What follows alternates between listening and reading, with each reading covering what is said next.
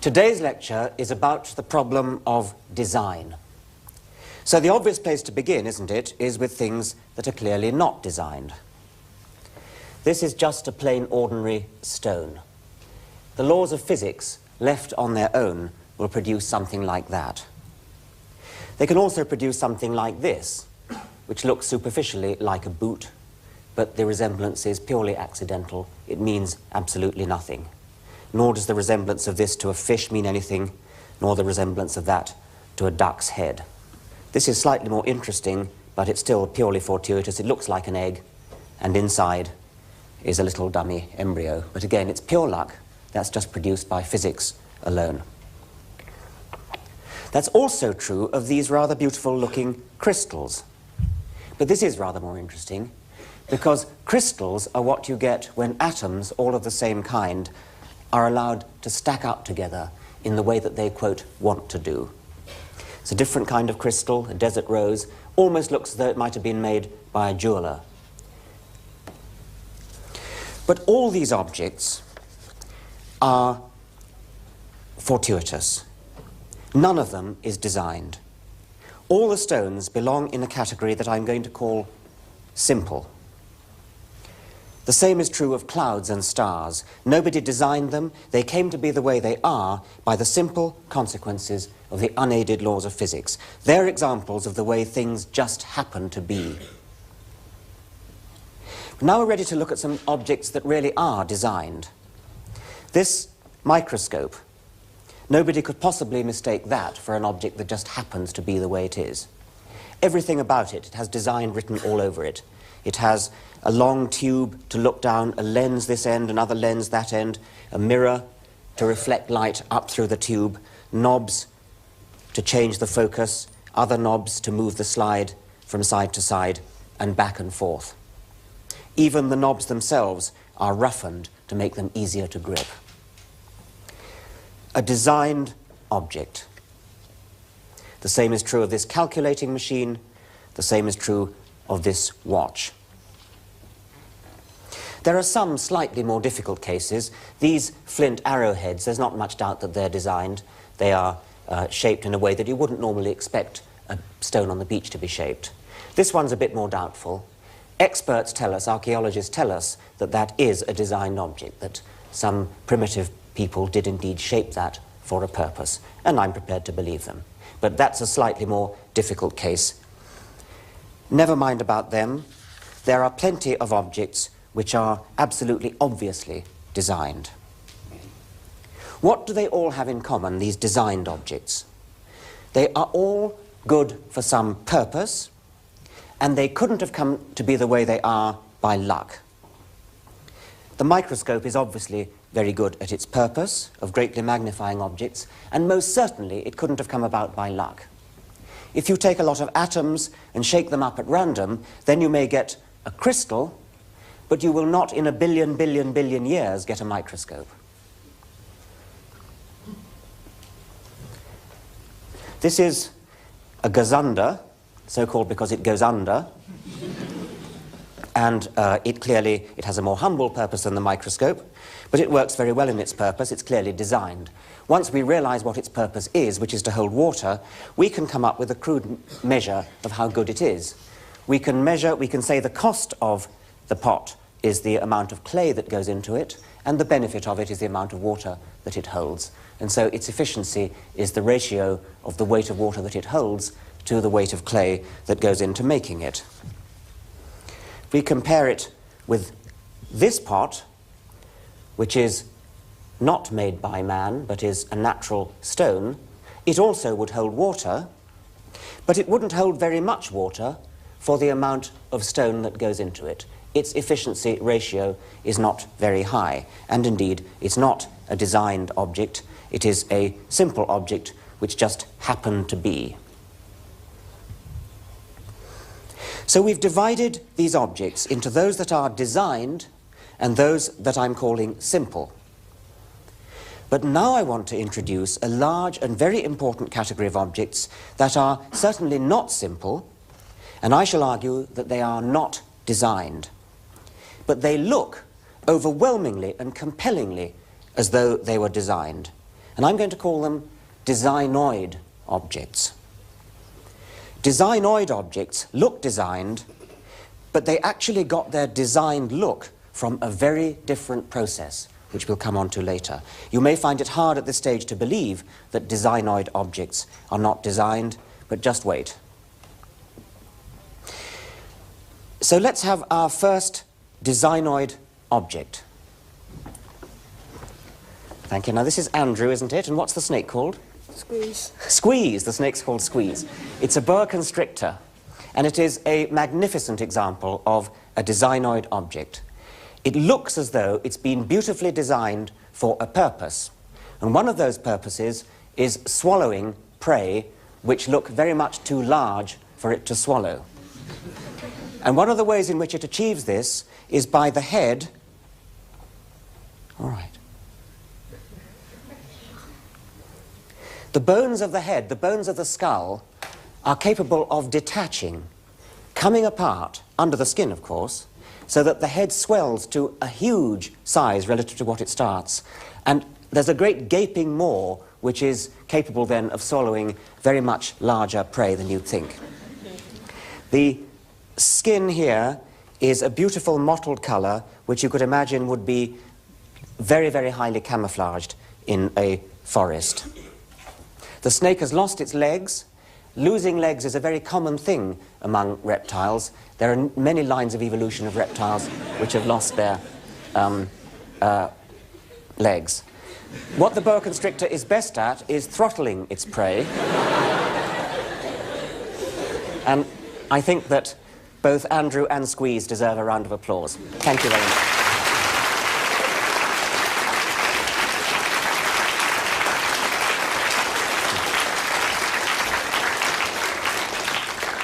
Just looking at the outside of Squeeze gives us no real idea at all of what an extraordinarily complicated structure he and all other living things is. A living thing like Squeeze is not just more complicated than the microscope. It is billions of times more complicated than the microscope. Let's come back to pots. We've seen a designed pot, and we've seen a simple accidental pot.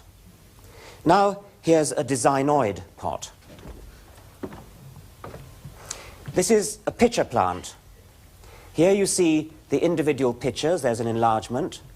They're filled with water, and they're traps for insects.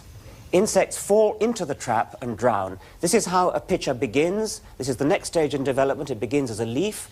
You see the hole just beginning to form. This is a young pitcher. And then we're going to see, there's the full pitcher, there's a fly climbing up it, there's a slippery area at the top, the fly's down into the water, it's now going to drown, and in due course, its products will be digested by the plant. Here is a live pitcher plant, here is one of its pitchers, you can see the little lid over it, there's the slip zone there, and inside is the water. It appears to be a well-designed object, a well-designed pot. If we were to do our cost-benefit ratio, our measure of the amount of water that it holds over the weight of the plant material itself, we'd find that it was a very efficient pot indeed. But we'd also find that if we looked inside, cut sections of it, it would have a very complicated structure. This is the inside of a single cell of a pitcher plant through an electron microscope. And you can see the complexity of it. What's more interesting is that this internal structure is very well fitted to make a lot of oxygen and secrete it into the water of the pitcher. And this has a very useful effect, because in the water of the pitcher are living a motley crew of little maggots and other insects. Now, what are they doing? Well, it's all very well eating insects, like a pitcher plant does, but a plant doesn't have any teeth, and it's difficult to eat insects if you haven't got teeth. So what the pitcher plant in effect does is to borrow the teeth of these maggots in its pitcher. What the maggots do is they eat the prey that fall into the pitcher, and then their excretory products are what are finally absorbed by the pitcher plant. So really the pitcher plant is just getting the same thing as any other plant gets when it eats manure, in effect. But what the pitcher plant is doing is sequestering for itself a private supply of manure by luring insects and by supplying the maggots that live in the pot with a nice oxygen-rich freshwater atmosphere which otherwise they wouldn't like to live in.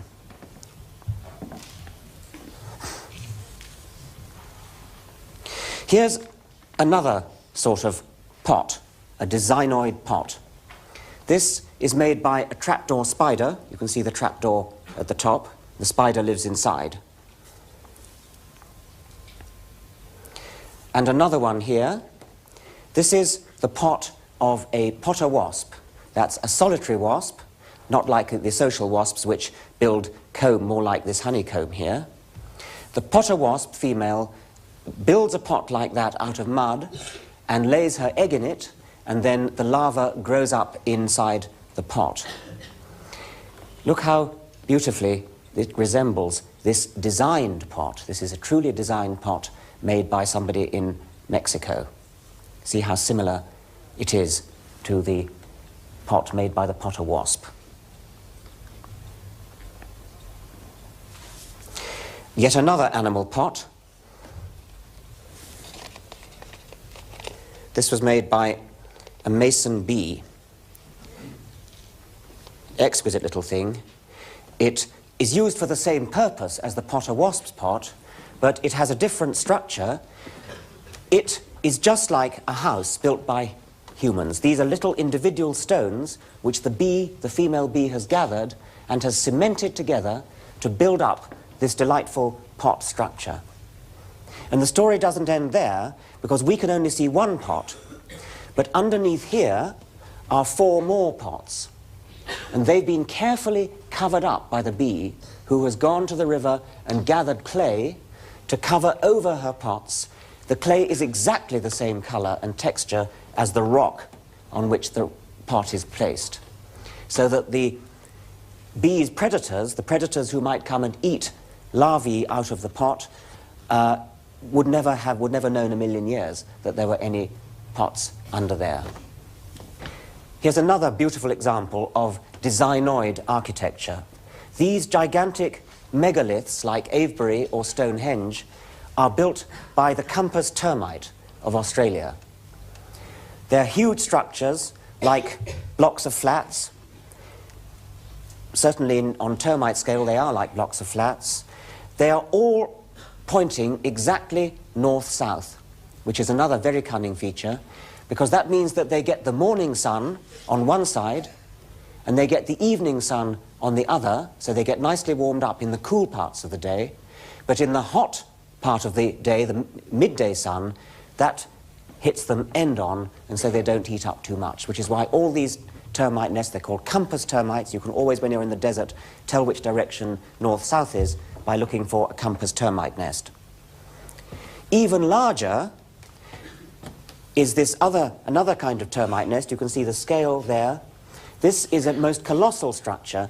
The Austrian ethologist Karl von Frisch remarked that if humans built structures on the same scale as termites do, then the structures that we would build would be 4 times as high as the Empire State Building. So termites are very, very impressive architects. These Designoid objects are very impressive indeed. We're switching now from objects which are apparently designed by animals to the design of animals themselves, the apparent design of animals themselves. And I'm beginning with camouflage. If you were walking through the desert, you would probably think, to a casual look, that that was a stone. But it's not a stone, it's a grasshopper. It just looks like a stone, and it gets protection from looking like a stone. And in the next example, this looks to me exactly like seaweed. It's one of my favorite of all Designoid objects. It is in fact a fish. It's a seahorse. There's its head, there's its neck, there's its body. And these objects sticking out here are part of the fish's body, but anybody would think that they were parts of a seaweed. They look exactly like parts of a seaweed, and the seahorse hides among seaweed of just the right type. It's almost perfectly camouflaged. And we have a few more examples. This is a film of, and you'll see what it is in a moment, it's in fact a leaf insect. There's the shield over the thorax, there's the head, here come the wings, and when it isn't moving, perhaps even when it is moving, it looks exactly like leaves. It's just flown off. Here's another thing, looks just like a plant, turns out to be a green snake. And this, you would think, was a plant with a bud on the end, a long green stem, more buds. Only when we get to the front end do we just about spot that it has an eye, antennae, and legs. It is, in fact, a stick insect. Look at these leaves here. Autumn leaves. Look at the vein up the middle of the leaves. Look at the veins on either side. Look at the little splodges of dark-coloured mould on the leaves. But those are not leaves. Those are butterflies. Look there, you can just see the body there, there, there, there. That's what these butterflies look like when they open their wings. This is what they look like on the underside of the wings. And they normally sit with the wings folded so that you only see the underside of the wings. And you're very hard put to it to see that they're not dead leaves. Only when they open the wings do you get this flash of brilliant coloration. Camouflaged animals resemble inedible objects. Designoid objects sometimes resemble other designoid objects for other reasons, because they're doing the same job. And this is called convergent evolution. This is an ordinary hedgehog. That is nothing whatever to do with a hedgehog, but superficially it looks like it. That is a spiny anteater. It is a mammal, but you might say only just a mammal. It's an egg-laying mammal, a very primitive mammal from Australia and New Guinea. As a matter of fact, its way of life is not that close to a hedgehog's way of life. This is an anteater, whereas hedgehogs eat more general things, insects and worms and things. But both of them gain protection from having spiny skins, and so they both superficially look very alike. An example of convergent evolution. An even better example of convergent evolution is the so-called marsupial wolf.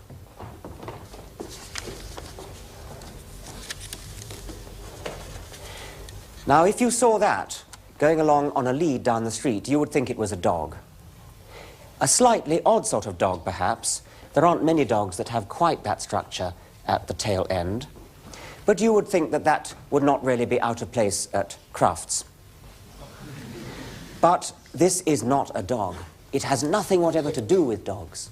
This is a marsupial. It's much more closely related to kangaroos and wombats and koalas.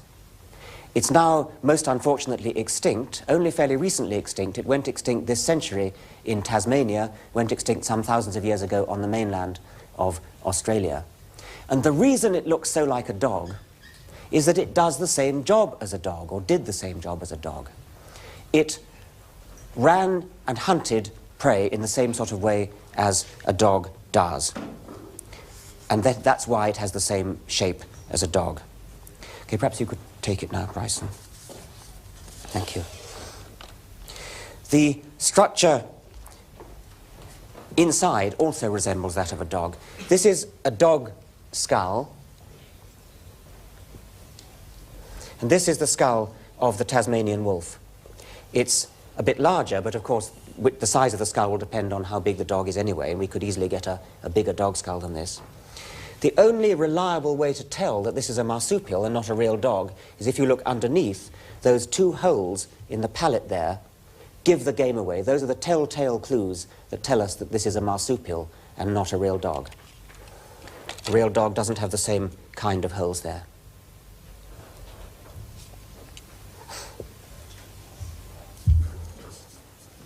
Well, that's convergent evolution among designoid objects.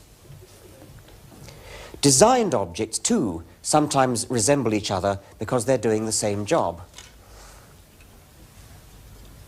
Two aeroplanes closely resemble one another, not because of industrial espionage, not because of imitation, but because the wind tunnel is a great leveler of differences.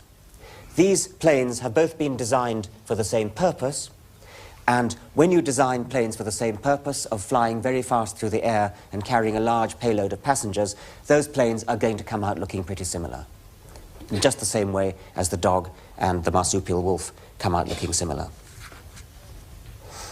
So we've seen convergence between two designoid objects, and we've seen convergence between two designed objects. How about convergence between designed and designoid objects? Well, here is a camera, which is a designed object.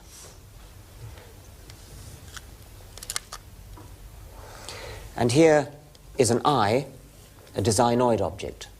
They both do something very similar. They both have a lens at the front, which focuses an image on a light-sensitive surface at the back. In the eye, it's called the retina. In the camera, it is a film. There are detailed resemblances as well. Both of them have an iris diaphragm, opens and closes to regulate the amount of light that goes in. In an automatic camera, the amount of light that goes in and out is automatically regulated by a light meter, which says when it gets brighter, close down the hole. When it gets darker, open up the hole. And the human eye also has an automatic light meter. Now, I wonder whether we could have a volunteer to... Right, in the front row there. Yes, right. What's your name? Gillian. Would you like to take your glasses off, Gillian? Thank you. And come and sit down here, please. Now, what you do, please, is look into the camera there, and they're going to take a picture of your eye, of your iris. What I'm going to do is I'm going to shine this light into the other eye. And I hope it won't be too bright. And what we hope to see is that your iris will contract when I shine the light in. So look into the camera, and I'm going to shine the light. Did you see it contract? Look into the camera. There it contracts. Do you see it? I think it's best perhaps to look into the eye that I'm actually shining the light into. And not you. Look into the camera. Is it too bright for you? No. Okay, look into the camera. There it goes. Do you see it? Thank you very much, Gillian.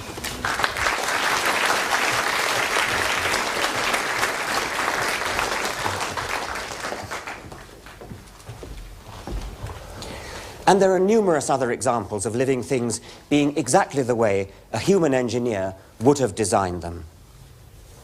Okay, well, I hope that's enough to convince you that there's something special about living objects. They look designed. They look overwhelmingly as though they are designed. I call them Designoid, and I asked you to accept this different title. But it's terribly, terribly tempting to use the word design. Time and again, I have to bite my tongue and stop myself saying, for example, that this Swift is designed for rapid, high-speed, highly maneuverable flight. And as a matter of fact, when talking to other biologists, we none of us bother to bite our tongues. We just use the word designed. But I've told you that they're actually not designed and coined the special word designoid. And I said that there is a special process that brings designoid objects into existence and gives them their apparently designed look. What is that special process?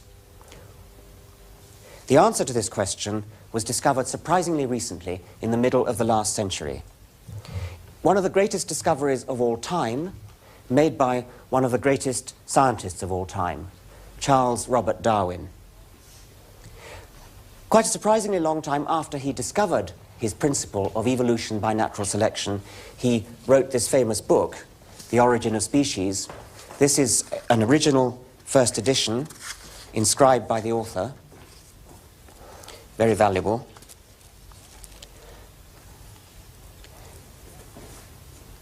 Darwin began his argument on natural selection. He introduced it in terms of another process called artificial selection, or selective breeding. All these vegetables here have been bred by human breeders for different kinds of food purposes. There's an ordinary cabbage, cauliflower, red cabbage, broccoli, Brussels sprouts, kohlrabi. Each of these different sorts of plants has emphasized a different aspect of the original wild ancestor, the wild cabbage. So kohlrabi, for example, has a greatly swollen stem. Cauliflower has a greatly enlarged flower. So does broccoli, but in a different way. They're all descended over the last couple of thousand years from the same wild ancestor, the wild cabbage. Now that's the wild cabbage as grown by Bryson. Bryson has many virtues, but green fingers are not among them. Nevertheless, if you were to take this home and grow it for a little while, water it properly and look after it, it would grow up into a wild cabbage. It wouldn't look very like any of those cabbages. That's the point I'm making. They've all come from the wild cabbage, but they're all very different from the wild cabbage. All the breeds of domestic dogs have been bred from the same common ancestor, namely a wolf. Those dogs look terribly different. You'd never think they were members of the same species, but they all in fact come from the same species, a wolf. Now, how do we get, what is this artificial selection, this selective breeding that enables you to go from a wolf to something like that, or that, or that? Well, I'm going to tell you very, very briefly what it is. You start with your ancestor, the wolf. And I'm going to suppose, for simplicity, that everybody on this side of the room is going to imagine breeding for smaller and smaller wolves, and everybody on that side is going to imagine breeding for larger and larger wolves. So in every litter of wolves that we get, if you're on the small side, what you do is you look out for those individual puppies that are a bit smaller than the average. And those are the ones that you breed from. And on this side, you breed from the larger ones. Now, it's going to take a long time. Generation after generation, you mate together relatively small dogs, wolves, and on this side, you mate together relatively large wolves. And after many generations, perhaps hundreds, perhaps thousands of generations, perhaps a couple of thousand years of this selective breeding, because there are genes involved in controlling the differences between the different puppies, cubs, eventually you may end up with something like what I hope is now going to come in. That would be the end product of breeding for larger and larger sized wolves. That would be something like the original ancestor that you started from, and that would be the end product of breeding for smaller and smaller wolves.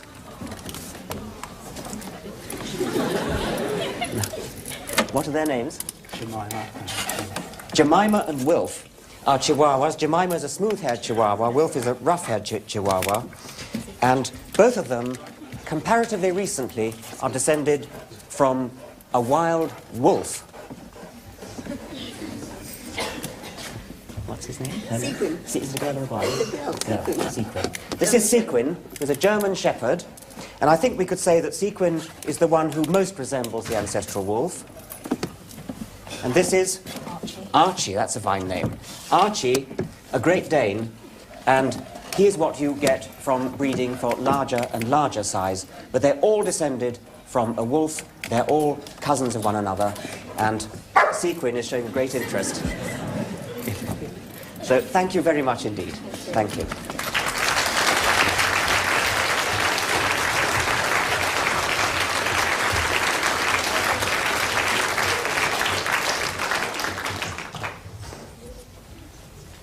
Charles Darwin was very interested in dogs. He was also very interested in pigeons. Thank you. Hello. You're on my notes, pigeon.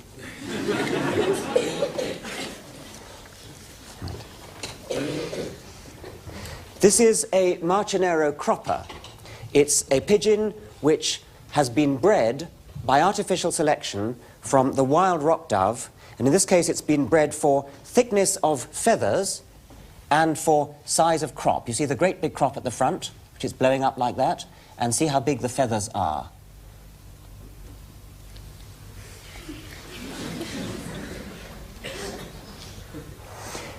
Now in the cage here, we didn't quite trust these ones to be let out. We trust this one. This is a domestic flight pigeon, and you see how it's been bred for this curious little ruff round the back of the neck, and also the red ring round the eye. The other one is an English short-faced tumbler pigeon. You see the extraordinary short face and the tiny, small beak. And that again is a product of artificial selection, just like in the case of the dogs and the cabbages.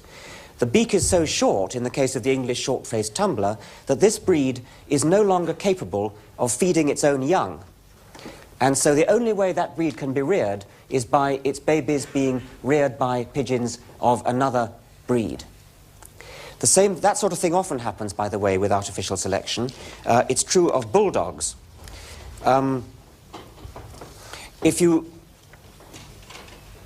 probably know that the bulldog breed of dog has a head that's so big that it can't be born. And the only way a bulldog can be born is by caesarean section.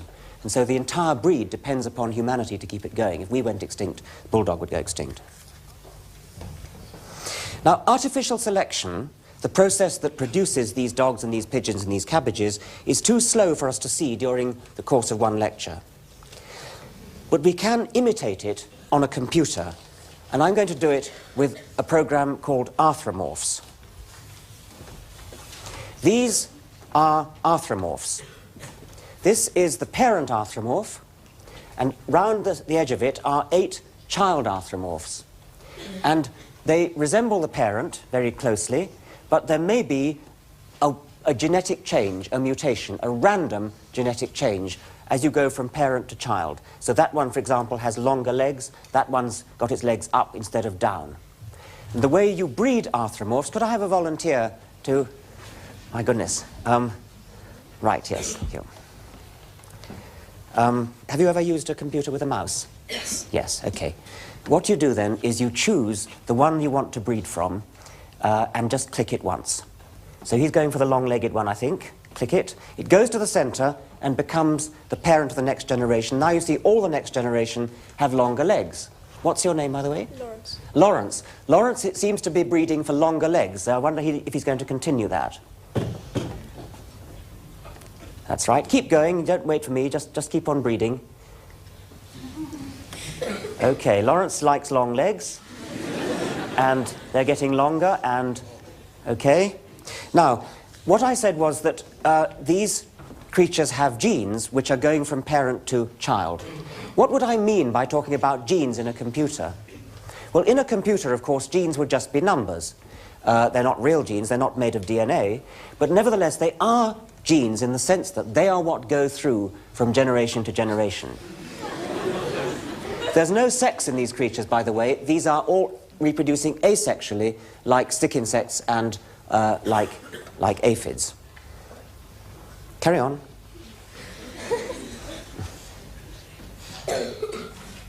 Breed as fast as you can to get through a lot of generations.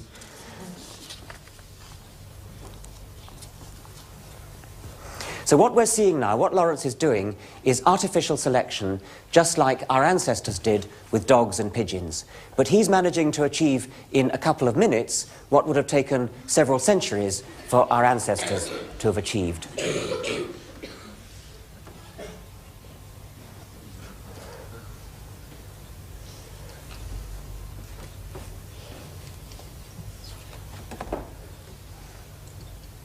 What are you going for, Lawrence?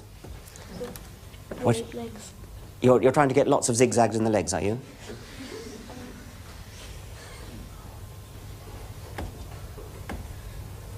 All right, perhaps we'd better proceed now. So thank you very much indeed, Lawrence.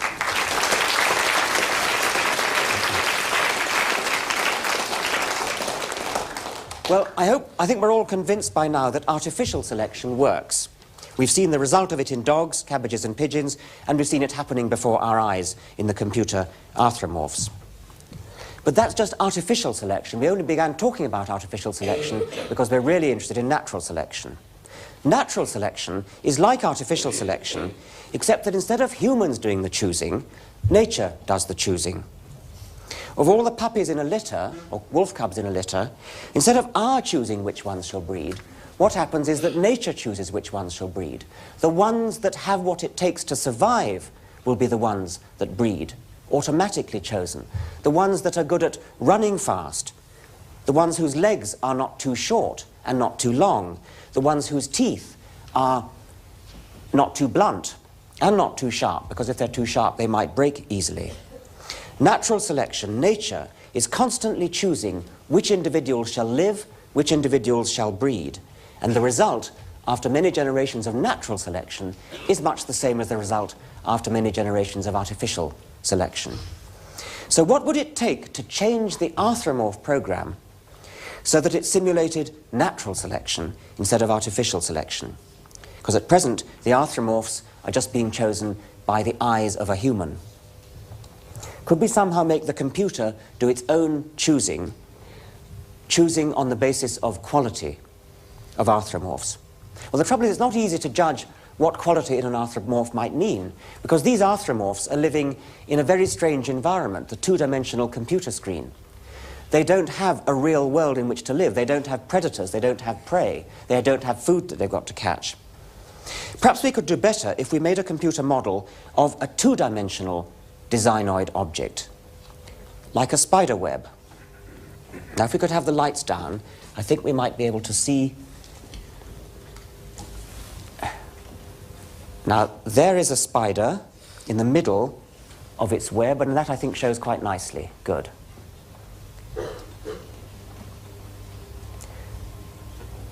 Right, well, you know what a spider web is for. It's for catching flies and other prey. It's a net, and it works in 2 dimensions. We would have liked to have actually shown you a spider building its web, but this one seems to be pretty satisfied with the web it's already got. So what I'm going to do instead is to show you a computer reconstruction of a spider's movements while it builds a web. Now, I have to watch carefully. This is rather speeded up. Can we have that more slowly now, Peter? What the spider's now doing is the radii of the web. Now it's doing the structural spiral, which is a kind of scaffolding, and now it's doing the sticky spiral, which is the bit that actually does the business of catching the flies. Let's have it once more slowly.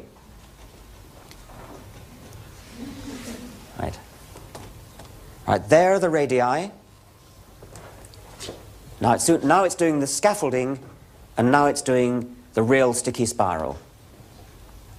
What we're seeing there is not actually a picture of the web itself. That's a picture of the movements of a spider that were recorded on a particular day. That's a particular spider on a particular day. Its movements were all fed into the computer, and now the computer is playing it back to us. But that's just a recording of the web of a real particular spider. Now, in order to do our trick of making an arthromorph-like program out of spider webs, we've got to make the computer behave like a spider. And this is the program written by Peter Fuchs, so I'm glad to say is next door, controlling the computer.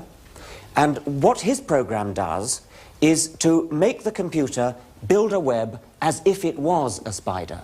So the computer is holding in its little head the rules that we know something about of how a spider builds a web. So the computer does the radii like that. It does the spiral like that. Now, just as in the case of the arthromorphs, what Peter has done is to make the building rules of the computer spider under genetic control. There are genes in the computer just as there were for the arthromorphs, and just as there were for the arthromorphs, the genes are simply numbers. That is the parent web. These are the daughter webs. More strictly, that's the web that was built by the parent spider. These are the webs that were built by the daughter spiders. Now, to begin with, we can treat this just as if it was an arthromorph program. So we want another volunteer. Let's have a girl this time. Right. Yes, please. What's your name? Ursula. Ursula. Come here, Ursula, please. Have you ever used a computer with a mouse? Yes. Yes, good. So this time it's just like the other one, only you have to click twice instead of once to choose which one you think is the best web. Okay, now that web is gone up to the top there. That's now become the parent. And here are the daughter webs that are being drawn. And now you can choose another one, another generation.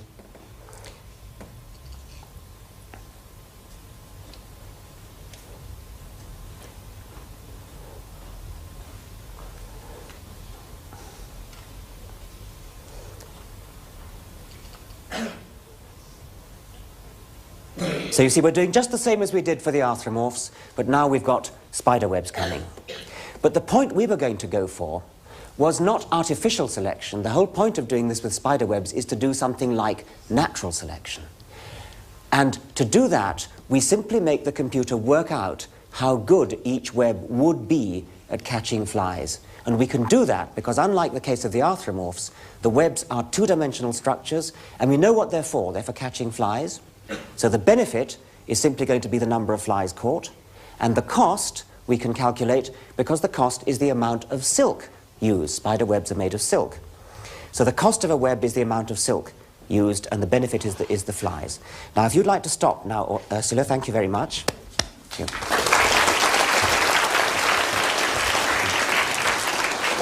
Now, we no longer have a human selector, we now have the flies doing the selecting. So the flies are going to hit the web when Peter gets it started up again, and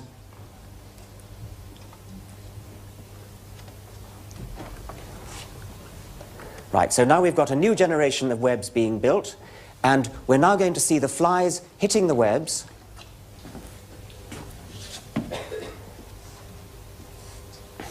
There come the flies again. Now the computer is going to calculate which of the webs is best at catching flies, and it's that one that's gone dark. So that one will now become the parent of the next generation. And now once again the webs are being built, the child webs are being built. Once again the flies will come, the computer will measure which one of them is the best.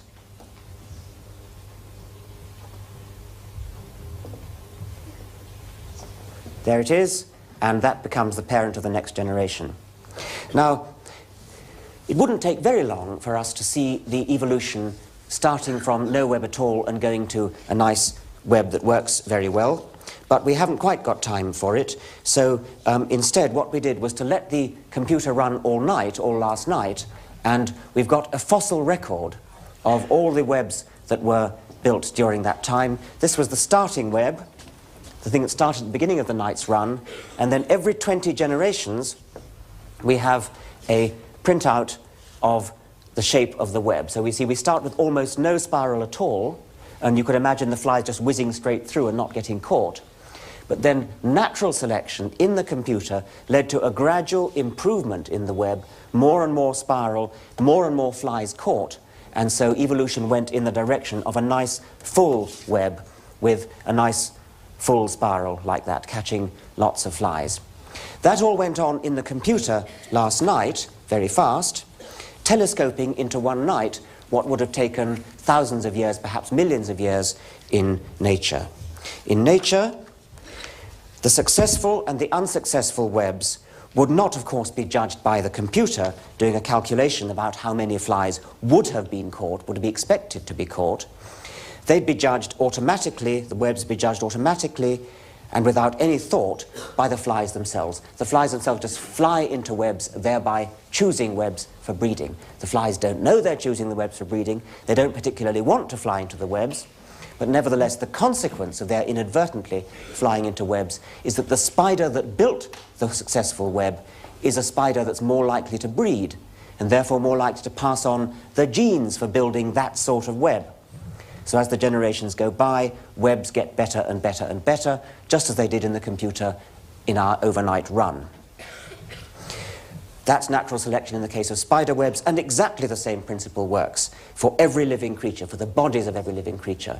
Every lion and tiger, every camel, every dog, every human, every giraffe. They all have evolved by the same process of evolution by natural selection. So the Darwinian view is that designoid objects are not designed at all. They have evolved by natural selection. The most popular alternative to the Darwinian view is called creationism. Creationists believe that designoid objects are really designed objects.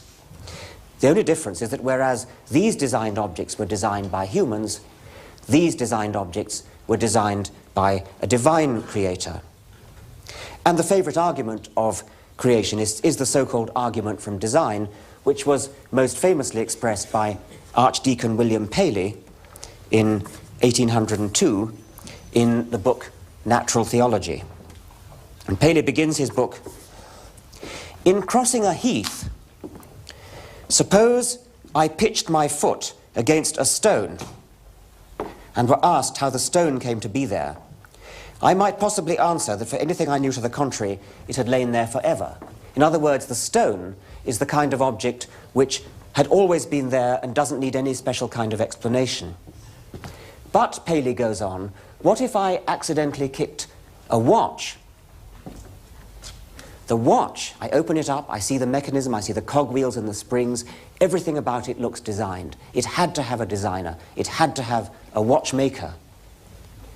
And if the watch had to have a watchmaker, then how much more, Paley argued, must these objects, these living objects, including ourselves, have had a divine watchmaker? For Paley, it follows as clearly as the night follows the day, that just as the watch had to have a designer, so do we have to have a designer. But of course, just to show that animals and plants look as though they've got a designer begs the question. I've spent much of this lecture trying to persuade you that animals and plants look as though they've got a designer, but I spent the other half of the lecture showing you that there's another very good alternative explanation for why they look as though they had a designer, namely natural selection. Well, Paley, of course, lived before Darwin, so he couldn't be expected to know about the alternative. Nevertheless, it was, even without knowing about Darwin, it was possible back in the 18th century to know that Paley's argument was a pretty bad argument. And this was pointed out by David Hume, one of the greatest philosophers of all time. Hume made the point that the argument from design, which was Paley's argument, is that things like elephants and humans are too complicated to have come about by chance. They have many parts just like a watch. Too complicated to have come about by chance. A designer, a watchmaker, an engineer, is certainly one way in which these objects could come about. These objects could come about. But a watchmaker, or a designer, or an engineer, if he's to be any good as a watchmaker or an engineer, must be a pretty complicated object himself. It's no good just postulating a designer, because a designer is just the very kind of thing, just the very kind of complicated, ordered thing that seems to need the very kind of explanation that we're searching for. If a human is too complicated to have come about by luck, or if a swift is too complicated to have come about by luck, then 1,000 times more so, any being capable of creating humans must be too complicated to have come about by luck. The argument from design certainly proves that living things couldn't have come about by chance, but by the same token, even more strongly, it shows that a divine creator couldn't have just come about either. The creator would have needed an even bigger creator, and so on. The argument from design is a powerful seeming argument, and it powerfully shoots itself in the foot. The Darwinian argument of evolution by natural selection, of course, doesn't suffer from this problem. The Darwinian argument does not explain things as due to chance. Chance, in the form of random genetic mutation, comes into it, but by far the most important part of the Darwinian explanation is the non-random process of natural selection. There's another rather interesting little curiosity, which is that natural objects, designoid objects, have imperfections which you wouldn't expect to get in objects which were designed by a real designer. This is a flatfish, a halibut. Its ancestors once swam normally in the water like a normal fish does, like that. But the ancestors of the halibut settled down on the bottom of the sea, one side down. They lay on the bottom of the sea, and then now a modern flatfish moves along like that. You've probably seen them doing it. But when it did that, the ancestor found that one of its eyes was looking straight into the sand. Only the other one was looking up. And so gradually in evolution, the other eye, the one that was looking into the sand, migrated round the side of the head and came up to the top, with the result that the skull of the halibut is now an extremely distorted object. It's like a sort of Picasso painting of a fish. It's got its two eyes on one side. Now, anybody who was going to design a flatfish wouldn't do it that way. you'd do it like a skate, which is another kind of shark, which is also a flatfish, and it flattened itself, its ancestors flattened itself, by going onto its belly, so that both its eyes were looking upwards, and it had no need to do any kind of distortion. But by some kind of historical accident, the ancestors of the halibut and the sole and the plaice all did it by lying on their side, and that meant that they had this distortion. So this is an imperfection in design, which is just the kind of thing you'd expect to see if these creatures had evolved, but is very much not the kind of thing you'd expect to see if these creatures had been created. Evolution starts from simple beginnings. The starting point of evolution is the kind of thing we see here, something like crystals, something at least as simple as crystals. And it builds upon simplicity to get towards complexity. We start with a simple foundation. Simple things are easy to understand. We don't have to start with a complicated thing like a creator. On this simple foundation are built Designoid objects by natural selection. And only when we have Designoid objects with brains as big as human brains does design finally emerge. But why do I say just humans for design? Isn't it rather unfair to the wasps that built these pots and bees and spiders and things, rather unfair to this oven bird that built that mud nest, or that nest of social wasps, which is very similar to that, convergently, also built of mud? Why do I use the word design only for human creations and not for the manufactures of these animals? The difference is that human designs get their goodness and efficiency from conscious human foresight. Wasp pots and ovenbird nests get their efficiency directly from natural selection, by a kind of hindsight rather than foresight. Genes are selected which influence the bodies of the ovenbird and the wasps, and particularly the nervous systems which influence the building behavior. The birds and the wasps have no idea of why they're doing what they do. Natural selection simply favors those that build good nests. Humans, on the other hand, do build with foresight. At least they do usually. This is an engineer called Ingo Rechenberg from Germany who designs windmills, and he claims that he designs his windmills by a kind of natural selection. He does it by putting his windmills in a wind tunnel, measuring how good they are, and then, as he calls it, breeding from those windmills that are good at spinning round in a wind tunnel. The windmills have genes, and again not real genes, but they are numerical attributes. They're numbers that are used to make other windmills that resemble the parent windmill. And in every generation of windmills, he breeds from the ones that do best in the wind tunnel. And after many generations of testing them and breeding, testing and breeding, he ends up with a windmill that he claims is better than you would get by the ordinary processes of engineering design. But you could say that all engineering design, and even all art, has a certain Darwinian component. And I want to illustrate this with another computer program called Biomorphs. So can we have a volunteer to run the Biomorphs? Oh, dear, dear, dear. Right, yes, please. What's your name? Rachel. Rachel. Have you ever used a mouse before? Yes. Good. Now, there you have some Biomorphs. Try one of those now.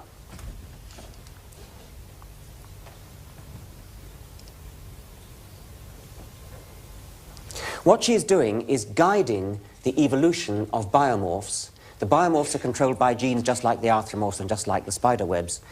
And they're coming up by random mutation, but the direction of the evolution is being guided by the human eye, just like the direction of breeding cabbages or dogs, but in this case we're just looking for pure aesthetic appeal, just looking for the prettiest ones.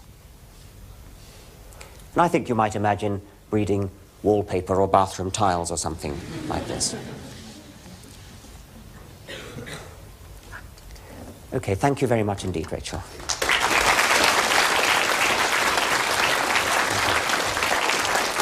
But in any case, all creation, all design, all machines and houses and paintings and computers and aeroplanes, everything designed and made by us, everything made by other creatures, is only made possible because there are already brains put together as Designoid objects, and Designoid objects come about only through gradual evolution. Creation, when it does occur in the universe, is an afterthought. When creation appeared on this planet, it came locally and it came late. Creation does not belong in any account of the fundamentals of the universe. Creation is something that, rather late in the day, grows up in the universe. Thank you very much.